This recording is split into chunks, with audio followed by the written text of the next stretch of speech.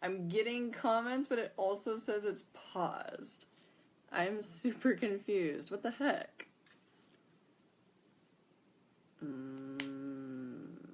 Okay. Welcome to the live stream. I told you guys earlier on Instagram that I was going to do a Q&A session live for all of you guys, and I had you send in questions to my direct messages on Instagram, and I have picked a few to answer. I will try to keep an eye on the comments that I see here in the live chat, but I don't know if I'll be able to get to all of those, so I apologize in advance. I'll do my best. Do you guys like my shirt? Yay! I know it's super late, but this is like weirdly when I wake up and start doing stuff. But at least it's Friday, right? It's Friday, so you guys shouldn't have school tomorrow. And maybe I've got some of my international fans here, so that would be cool. Let's see, so let's get right to your, first, before I talk about questions, it's still 87 degrees in my room. It's super hot, so I have like all this like ice water with me and this in case of emergency, and I'm also like sitting on an ice pack. Like I'm sitting on it because it's so hot. Oh my gosh. So yeah, anyways, let's get to your questions. I wrote a few up here, so let's see. Number one from, and I apologize, I'm not trying to say your names incorrectly. I don't know why I would try to say them incorrectly. I'm trying to say them correctly. If I say them incorrectly, I am sorry. I apologize. This is from Diana or Diana de Guzman, and she asks me, do you think it's okay to start violin at 14 years old? Girls, start violin anytime you want. It's never too old, it's never too young to start learning an instrument or start any kind of hobby for that matter. I mean, for the most part. I'm sure you could come up with something extreme that would be really hard to start later on in life, but you can learn an instrument at pretty much any age. Now, if you're asking me if you can become a professional musician when starting at 14, that's a little bit of a different question, and I will say this, it's not impossible. I know many people who have started at 14, and I think maybe even 15 or 16 and became professional musicians. So it's really up to you. It's up to the kind of help you get, the teacher you have, the dedication that you have to the instrument, and making sure that you don't start out comparing yourself to others who have been playing longer than you. You need to make sure that you are keeping track of your own progress and only comparing yourself to the you that you were yesterday. So go get that violin and start taking lessons. Yay! Okay, so next question from Nate Ginto. I'm not sure if I said that right. Nate says, will you be my dad? Well, let's just say yes and move on. Okay, so next question is from Joseph McMahon. Okay, I'm just gonna like stop with the names. Hi Chloe, would you ever make the move to be more known as a violist as well as a violinist, such as Menuhin or Zuckerman? I'm curious to know your opinion on violinists, violists as well, since violas have a certain stigma. Okay. I haven't thought about this too much. I actually do enjoy playing viola. I had a really nice viola on loan to me for a while that was really amazing to play on, and I really enjoyed it. But I haven't thought about it too much because, honestly, I barely have time to get things done with violin as it is. I would love to play the Walton Viola Concerto, though. That is, like, one of my favorite pieces. That was why I went out and got a viola in the first place, was because I loved that piece so much and really wanted to play it. But besides that, no, I haven't thought about it too much. It's not because I don't want to. It's honestly mostly just because I don't have time. And because I don't want other violists to be like, why are you playing viola? Not that most of them would be that way. There might just be a few, but so my thoughts on violinists, violists, I'm assuming you mean people that play both and have made careers of both. I think that's awesome. One of my favorite violinist, violists is James Ennis. He plays both amazingly, and it's super awesome. I don't know how he manages to keep up the repertoire for both instruments. Vengerov did the same thing. I mean, you already mentioned Minuin and Zuckerman. I think that's great. If I had the time sometime in the future, that would be fun. I mean, it's really cool to get to play viola, like for real, especially on a really nice viola sometimes. So not something that I'm opposed to. Let's put it that way. Okay, question from Wisterian Flower. How do you balance social life, your dog, house cleaning, staying healthy, and like 10 hours of practice every day? This is a very good question. The answer is I have absolutely no idea. It's something that I think about a lot. I do get very overwhelmed with all of the things that you mentioned frequently, especially when it comes to things like house cleaning. Oh my gosh, sometimes when I'm just in a very panicked, stressed state, my room gets really messy, and then I get even more stressed out because I can't stand everything being messy.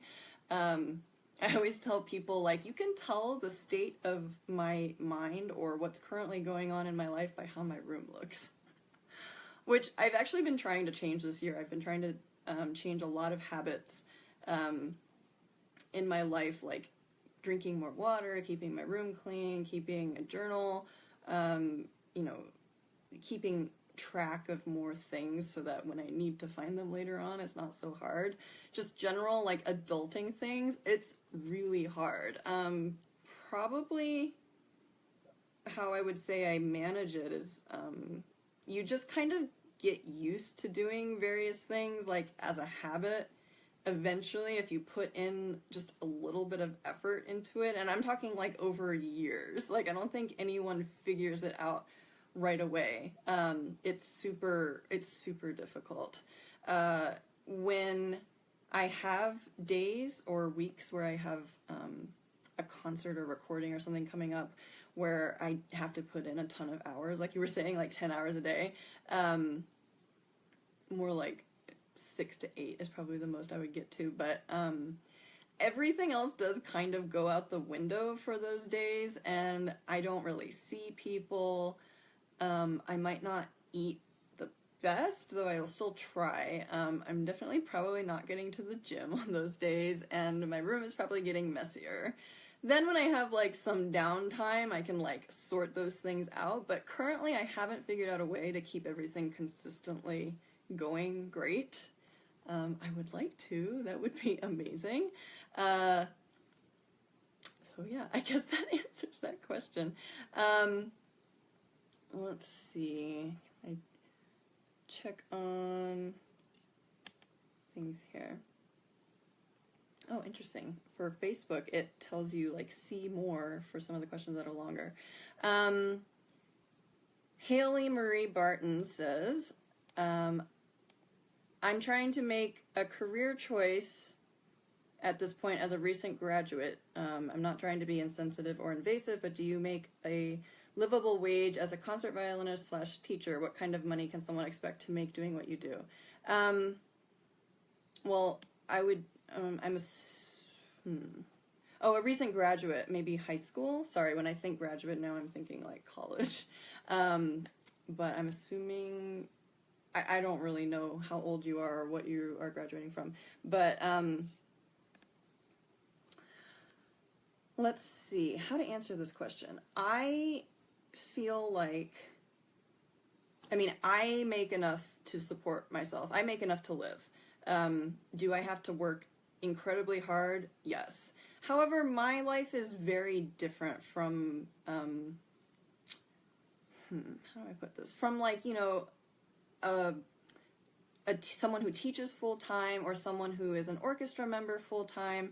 Their income would be much more, it would be much more regular, and it would be, you know, something that you could work towards, you know, getting a better orchestra job or getting more students or various things like that, or things that you can work to make your situation better and to, I'm I'm not answering this well. But I think they see the point I'm trying to make. For me, I do all sorts of different things. So I make videos, I play concerts, I play recitals, I teach master classes, I travel around the world doing various things, and I get paid, honestly, a different amount for every single one of those things.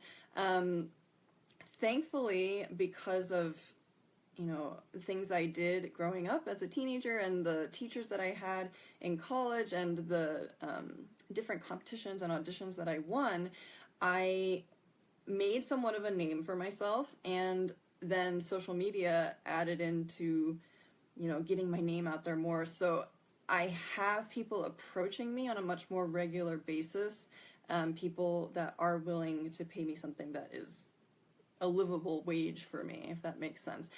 But that's not the norm, let me put it that way. So basically, if you want to make a decent living being a musician, and you're not going to be teaching specifically or getting an orchestra job, you have to be insanely creative, like coming up with all sorts of different things you can do, different ways you can make money, unless you just want to be grinding and like gigging every day and like reaching out to contractors and being like, where can I drive to play this next wedding gig or things like that. Which honestly, I did that for a while. There was a time in Houston where I needed to make more money for rent and things, and I did a lot of wedding gigs. I did a lot of different orchestra subbing jobs and different things like that.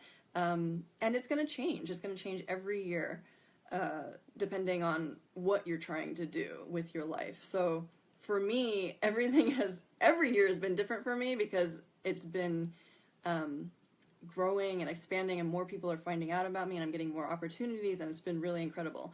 But I don't want to say that's impossible to do. It's just very, very difficult. So that question is a little bit tricky for me to answer. Basically, you can make a decent living being a musician as long as you have the skill set there, and as long as you have the skill set and or you are very creative. So you can have the skills and be creative and do awesomely. You can maybe not have the best skills, but be ultimately creative and be able to do a lot of really cool things. So just start thinking out of the box a lot more. I think that'll help.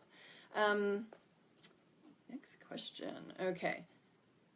From Ozalma was their username on Instagram. Do you have any tips on how to not have a shaky bow and how to bow straight? Okay, I do have some tips for this, so let's go over those. I have Carlo right here to help me demonstrate. Hopefully you can see on Instagram. I know it'll be easier for those to see on Facebook. Ooh, my ice pack. It's still so hot in here, oh my gosh. And they're not coming to fix it until Monday. Oh, I'm so miserable. Sleeping in this room was awful last night. And I can sleep downstairs, but... okay, sorry, not to get off topic. Your question was about how to not have a shaky bow. Okay, so the main reason... there are two main reasons that you would be having a shaky bow when playing violin.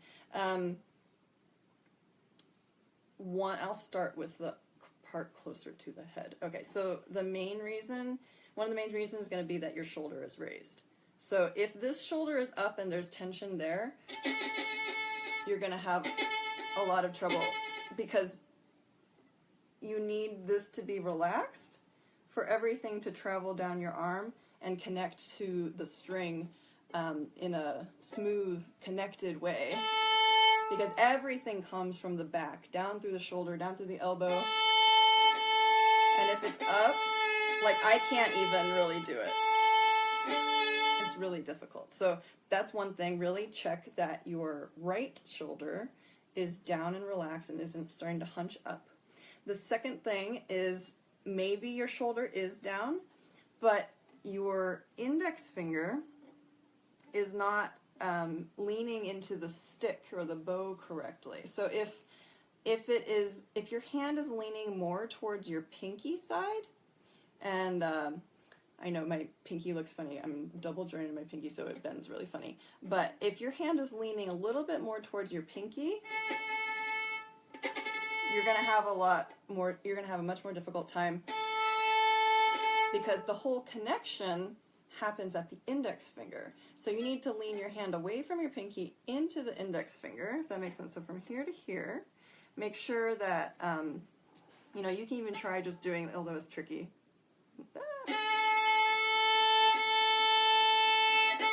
Only playing with the index finger. And it's hard to control, but you can see how like all of the sound and tone comes from right there. And if you are at all turning your hand this way, and I'll tell you another reason that you know that that's a problem, is because the way that we actually do spiccato is by turning our hand slightly from the index finger to the pinky. So we're playing like this for legato bows, and then we turn our hand this way for spiccato. So we have... You see the difference?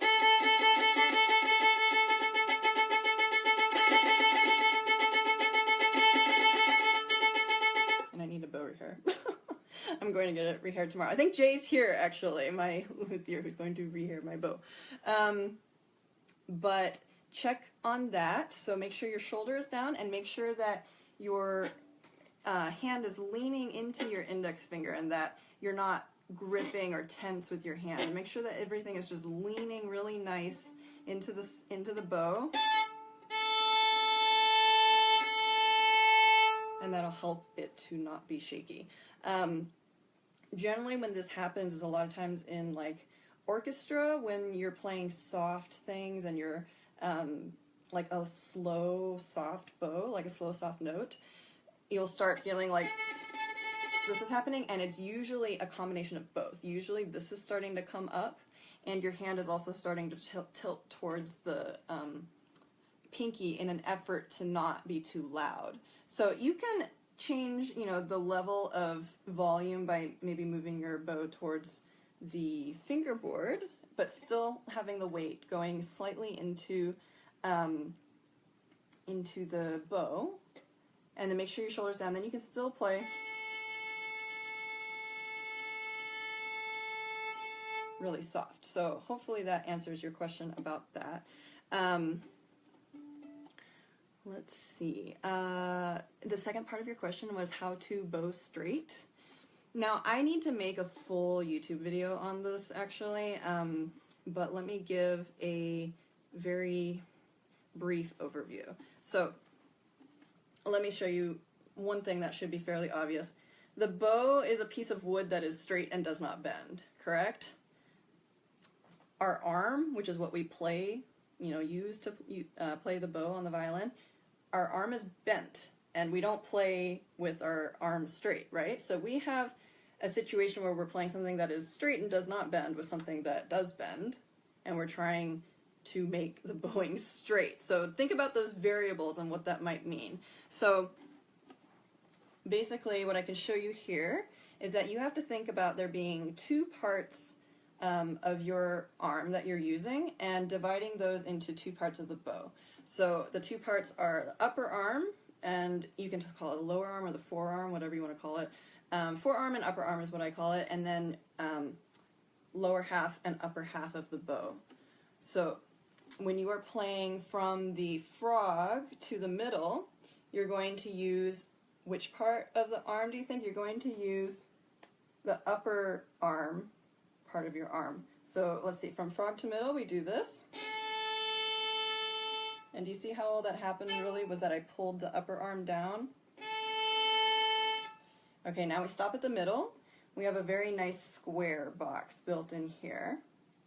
And then from the middle to the tip, we're going to open the arm from the forearm. So watch the elbow, and notice how all I'm going to do is open from here. And the bow continues completely straight. See the difference? So on the way back up, we're going to close in from the forearm to our 90-degree box, or 90-degree angle, whatever you want to call it, and then use this part of the arm to get back to the frog. It looks like this, sped up.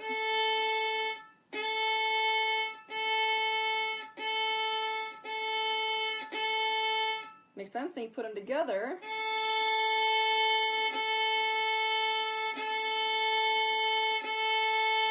So if you're not thinking about there being two different parts of the arm and the bow that are going together to create one straight bow, you're going to be running into a lot of problems. Like, for example, if you were playing from the middle to the frog, but you were trying to play with the forearm, like here. So say we did forearm from here to here, which is what you're supposed to do, but then continued to try to use the forearm, what would happen? You would just like hit yourself in the head, right? So that doesn't work. So we have this, and then we're forced to use a different part of our arm. Now what happens to a lot of people is they don't think about that too much, and what they do is they bring their wrist up like this. But it still makes the bow go crooked. So people try to do like this, and then they run into all sorts of problems. So just think forearm, upper arm, forearm. And that should help you a lot. Okay. Next question. Do you see colors when you play music, or what goes on in your brain while you are playing? This is from, I don't want to say it wrong, Saira Munshani. Sorry, I'm not sure if I'm saying it right. Let's see. So she is talking about I don't know what people call it, a phenomenon, or I don't know if that's the best word. But anyways, it's something that only very few people in the world have, and it's called synesthesia. And this means that different parts of your brain and the senses are actually connected in ways that most people's aren't. So for these people that she's talking about, when they hear music, they actually like visually see color, which is super cool. And I also find it interesting because every person that has synesthesia, apparently they don't see the same colors as someone else for like the same notes. Sorry, my computer like died. I do not have that. I think it's super cool. I know of an artist, I know of a couple artists actually who have it, and they've made artworks just based on the colors, the different colors, changing colors they see when they listen to a particular piece. And it's really, really interesting. So since I don't have that, she asked, what goes on in your brain while you are playing? It depends on what I'm doing, I suppose. So if I'm practicing really intensely on a passage, I'm probably thinking about various different aspects of playing. So that might be, I might be focusing on tone, I might be focusing on intonation, I might be focusing on vibrato, I might be focusing on my posture. It's difficult, honestly, to focus on more than one thing at a time. Like really intensely, you might be able to get 2 or 3 in if you're like going between them all the time, but that's tricky. But that's generally my practicing, unless I'm just doing some woodshedding and might be actually like reading something online. I don't do that. What are you talking about? But when I'm performing, I generally am not thinking in that same manner. I try to work out all those things in practice, and then when I'm performing, I really just let everything go, like, so that I can think about the sounds, think about what I'm trying to convey emotion-wise, and what notes I really want to bring out for the audience. And you know, it changes every time because the dynamic of the orchestra and the audience or the pianist or the space you're in is always different. So you're always going to be thinking about something else each time. This Coca-Cola looks like it wants to be opened. So I'm going to do that. No, this is not sponsored by Coca-Cola. I wish that Coca-Cola would sponsor me. That would be amazing. Don't worry, I'll even like cover the logo so you can't see it. Okay. Let me see if I'm missing some questions that are coming in live.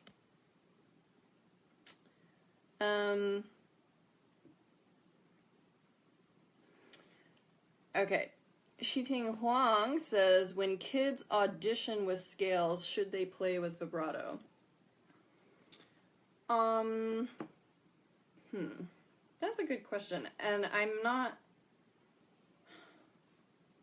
I think yes, personally, for auditions.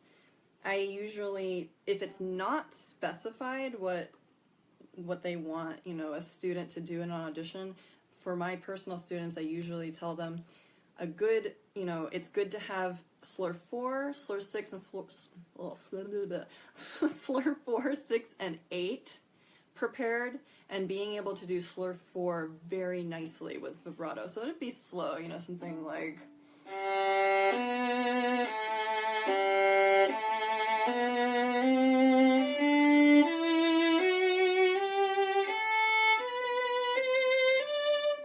Make sense?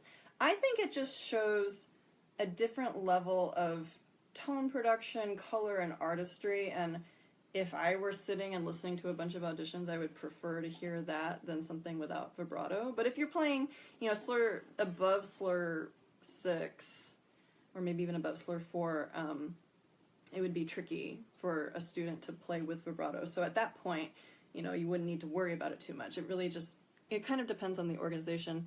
I hate when places don't specify, actually. I like it when they say, you know, have 3-octave scales prepared up to slur 8, you know, use vibrato or don't use vibrato. It's usually like, a lot of times they do that, and then I'm just like, thank you for laying it out, and I don't have to wonder. But that is my answer for that. Let's see. I need to stop saying let's see. I always say that every time I go on to like a new topic. I should come up with a different phrase. I should be like, Kimiko, or something. He didn't answer. Oh, there you are. You want to come over and say hi? He's like, no. He's just sleeping on my bed. He's like, it's hot. I'm not gonna say it. Do you have any tips on how to get a really clear and pure sound on high notes? And this is from Jenny. I'm not sure if her last name was Cortez or what it was exactly, but I know her first name is Jenny. So, okay, there are a couple things you can think about when playing very high notes. So first of all, you're going to want to be playing closer to the bridge. And this is because what happens when you play higher notes on the instrument, what are you doing? Essentially, when you put fingers down on the fingerboard, all you're doing is shortening the length of the strings. So for open strings, you have the length is this much, and then third position, it's suddenly only this much, this long, and then, you know, as you go higher, it gets shorter and shorter and shorter. So it's very difficult to get clear, good sound that's not crunching or changing pitch if the distance between the finger and the bow is too close. Like, for example, if I was, you know, playing here and was trying to play too close, actually, I'd be playing other strings, but you hear how it doesn't want to make a nice sound? However, if I put my bow closer to the bridge, I'm using basically the same amount of pressure, maybe a little bit more, and you get a better sound that way. So that's one thing. The second thing is you want to think about the speed of your bow. You may need to move it faster or slower depending on, you know, if there's string crossings or what you're doing exactly. So I don't want to just make a blanket statement and say move your bow slower. I think that will generally work instead of like where that doesn't sound as good and it's harder to make the connection. But basically, if you move your bow slower and play closer to the bridge, that'll help. Also, raise your violin up. If you are dropping your violin this way, you're making your bow catch up to the instrument. Like your gravity is pulling everything this way, and then you're like, ah, you're trying to do that. However, if you're, oops, sorry. If you bring it up, you're helping the bow sink into the string even better. Just you're using gravity to your advantage. So violin up, bow closer to the bridge, and move your bow slower. Those things should help you there. All right. Marissa May 18 says, "Why are you so fabulous?" I don't know, Marissa. Why am I so... I'm just kidding. Thank you, you're sweet. Claudia Marin says, "I play the violin and lately I feel pain on my back or neck. Is there any warm-up for preventing this? And is the problem common, or am I the only one dealing with this issue? Okay, first of all, Claudia, I want to say that I'm really sorry that you're having pain when you're playing, because obviously it's enough that you felt the need to reach out to someone and ask for help. So that's clearly a significant amount of pain. So I'm sorry that you're dealing with that. Having pain when you play is never fun. Is the problem common?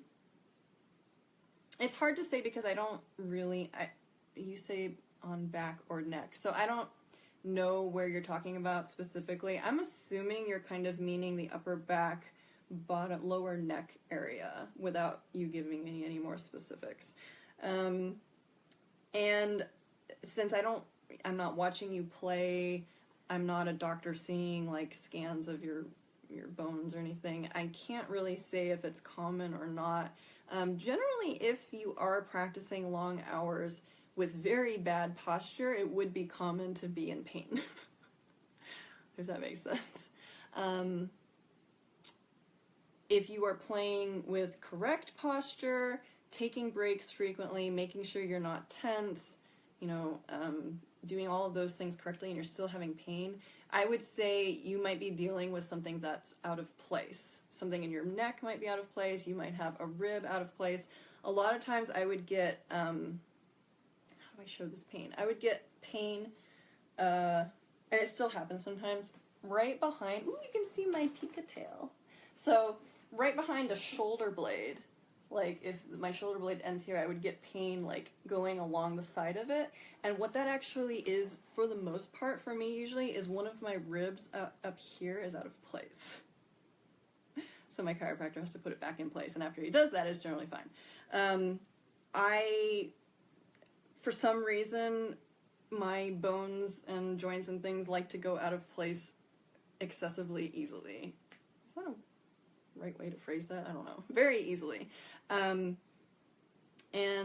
it's frustrating for me. I am hypermobile in a lot of places, so that might be part of the reason why. I do have to do a lot of like strengthening and conditioning exercises. I have not been great about doing them. I need to do them more. So hopefully if I work at that more, then I won't have the things going out of place as much. But if that's something you're dealing with, and if it's been for an extended period of time, I would really want to get it looked at. I would go to a chiropractor if you can find one, especially one that specializes in sports therapy, or if someone that you know works with musicians is even, I don't know if I want to say even better, but maybe it depends on the person. And I always tell people, you found the right doctor, chiropractor, or therapist because they will ask you to bring your instrument and play something for them because they want to see what you're doing. Because if they are asking to see what's happening when you're playing, they know the right things to look for. I think it's the rare chiropractor who will do that, but know that if you find someone who does say that, you're like pretty much good to go. I really am assuming something's out of place, and once you get that resolved, it might take a little while for the inflammation around that area to calm down, but hopefully you should be okay within a couple days after getting it adjusted. So I'm sorry I don't have a lot more advice than that, but that really is, without knowing any more than what you've told me, what I would suggest. Okay, what am I getting in here?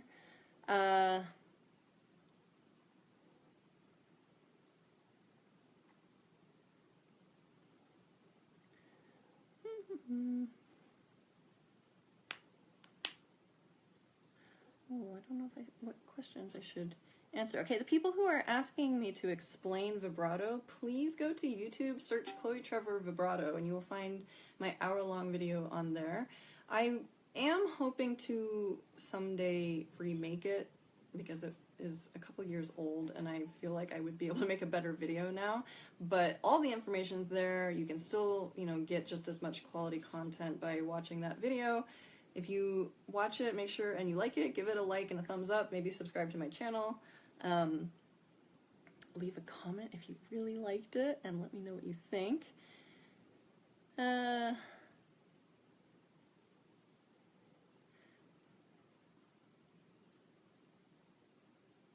Okay, Daniel asks, tips or exercises for a double jointed pinky. Oh, for right hand. Okay, that's a little bit different. I was going to say that I have under my Chloe's Violin yeah, I can't talk. Now it's getting late. Chloe's Violin Lessons hashtag on Instagram. I have a video going over some exercises for your hand that can help. Basically just different things that are working on keeping your hand in the right position and then like sliding the double jointed affected finger down and working on sliding this way and down the finger and then working on different, what did I have ahead? Oh, this. And then it'll show how to do this exercise in there. That's for the left hand though. For the right hand, you can do certain things with different devices. Is this rubber band going to work? I'm not sure. I feel like this one's going to break. You can do exercises with a rubber band, making sure that the pinky doesn't straighten completely. Try to keep it round and to stretch out your hand a little bit with the pinky staying without it collapsing. That's one thing you can do. You can also just isometric exercises where you can't see my desk here. If you have a flat surface like a table and then you put the pinky, you know, there and like work on just pressing down and not letting it collapse. I'm assuming if you're really having issues with it, it's probably collapsing with only a tiny bit of pressure. So really gradually ease into it and start, you know, honestly just doing this sometimes will really start to help strengthen those muscles that need working. You can also do things with your bow, like pinky push-ups. I have videos on that in Chloe's Violin Lessons as well. If they're too difficult to do with the frog and it just is collapsing all the time, you can do them higher up in the bow and really just work on pressing down the pinky and making sure that it stays round. Bring your bow, you know, slightly down more and more. You can do the spider, you know, Suzuki exercise, which is just crawling up and down the bow. I won't go all the way up and then back down while making sure that your pinky is staying round. And another one that I added in is a little bit different. I call it bicycle. So you're essentially like pedaling the bow so that the tip of your bow is making a circle, and you're doing that with your pinky. You can see how mine still wants to kind of straighten a little bit, but ultimately I'm able to control enough to bring it back into a round position, and that's what's important. So hopefully those things will help you. How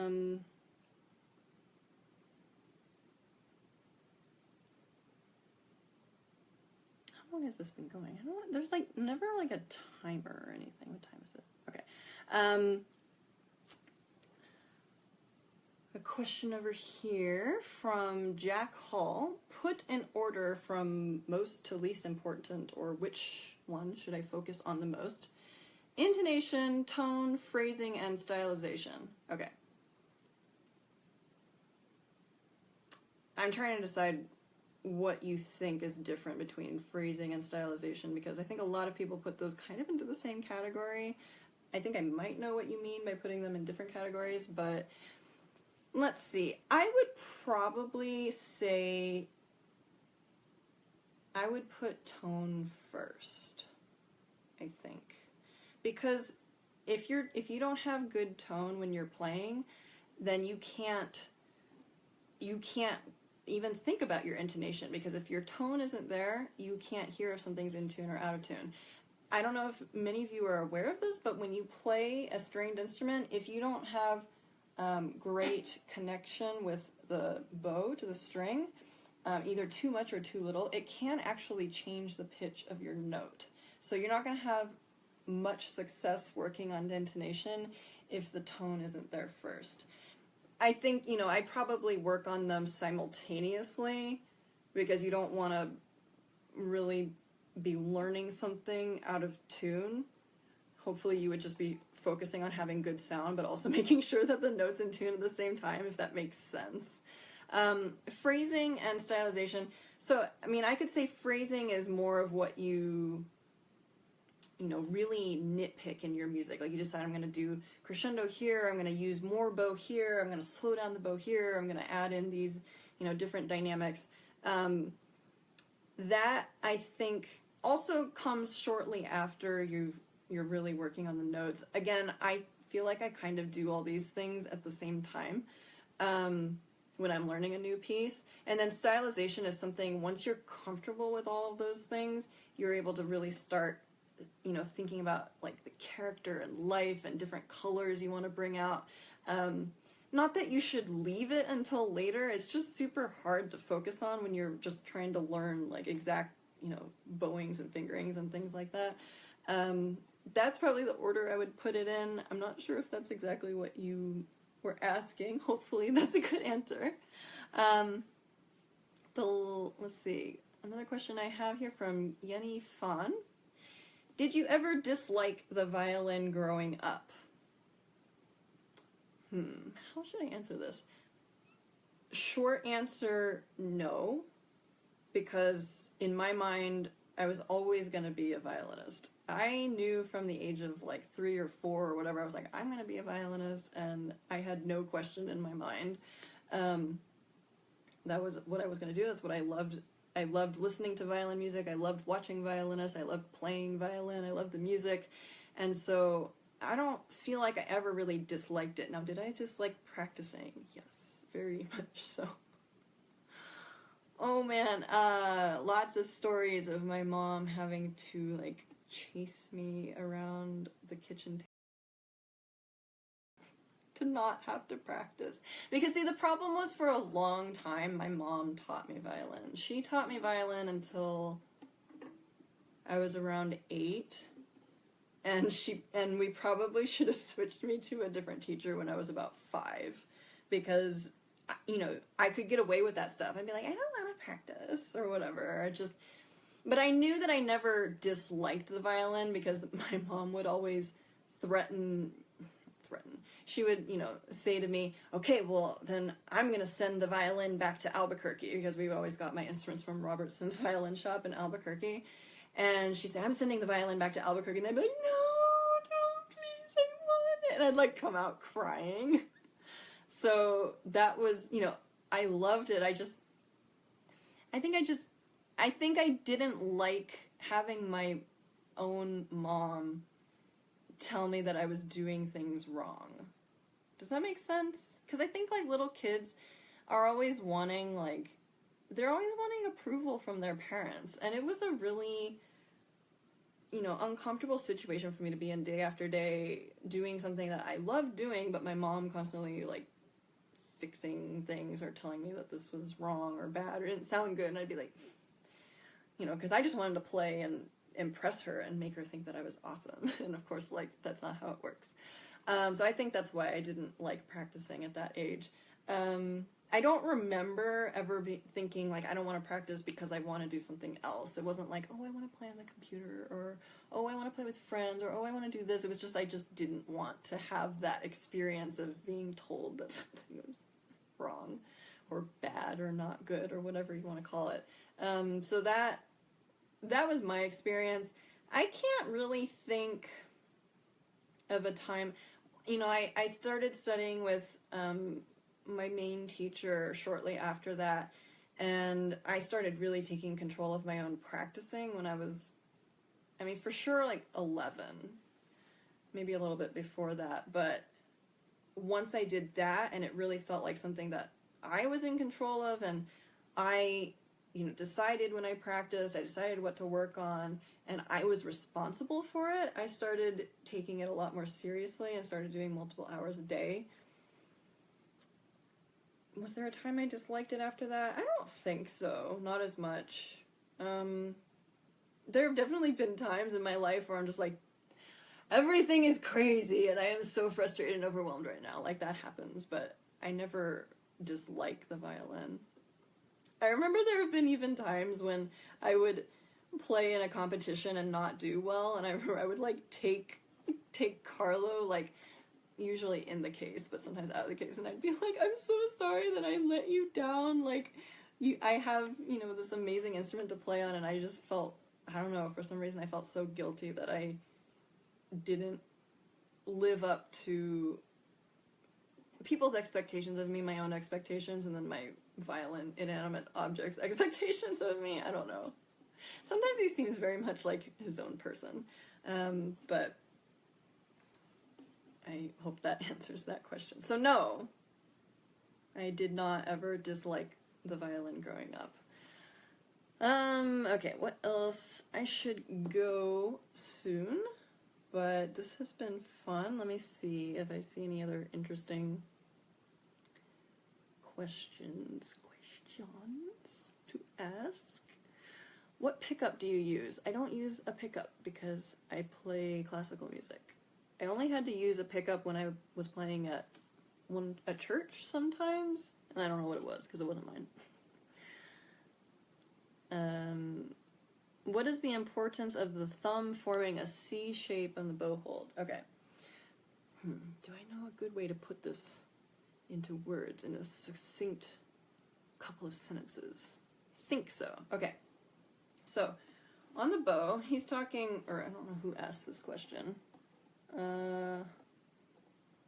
Ollie Clayton asked this question. Okay. So, on the bow, you know, generally it's expected that you'll have the fingers in this formation. So index finger leaning into the stick, these two fingers resting kind of around where the thumb is, pinky resting on top, and that your thumb is curled, not too bent, but at least not inverted this way, on the bow. So I like to think of it as being a counterbalance to all of these fingers. I mean, you have 4 fingers going down, and everything in your arm going down, and then you only have one thing going up, really, and that's the thumb.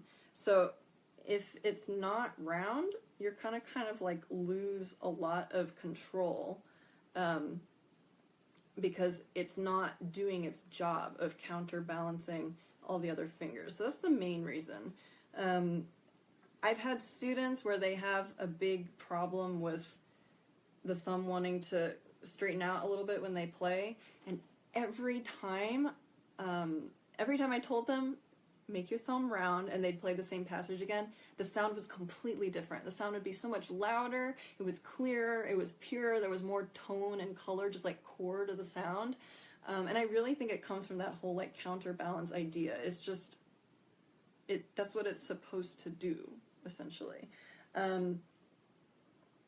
Not to mention, it would be more difficult to do a lot of the different bow techniques that you need to do for various violin pieces with the thumb straight, because then you can't use your fingers appropriately. I mean, your fingers are supposed to be round, like all of them. So if one of them is not and the rest are round, then you're going to be like fighting. Does that make sense? So one of the, you know, biggest bowing exercises, or bow exercise, not bowing, but is just doing this motion with your hand, and if your thumb is straight, you can't do it. So your fingers are essentially locked into a position that doesn't work. So getting used to doing this, and this tends to be one of the hardest exercises for most beginners to do. I have a lesson under Chloe's Violin Lessons on Instagram that talks about this, so hopefully that answers that question. Oh look, Kyle is here. Hi, Kyle. Oh, so many people I know are coming onto the Facebook live stream. Awesome. Do you guys like my Pikachu t-shirt? I think it's awesome. I actually got this shirt in Singapore, randomly. I actually Drew, that Viola kid, and I both got Pikachu shirts. I don't know if you guys have seen him wear it. Actually, I think he's worn it in some live streams. Twinsing, yay! So I think that is it for tonight's live stream. I think this has been a lot of fun. I really liked getting some questions from you guys beforehand, so I wasn't like having to scroll and like look at and decide what I was going to answer. So I think in the future I'll probably ask you for questions again. I'm going to put this video on YouTube. If you have more questions, make sure to check it out when it is up there and leave your comments for the future. Or your questions for the future, leave them in the comments on the video. And stop turning off. And yeah, don't forget to subscribe to my YouTube channel while you're there. Thank you guys. Thanks.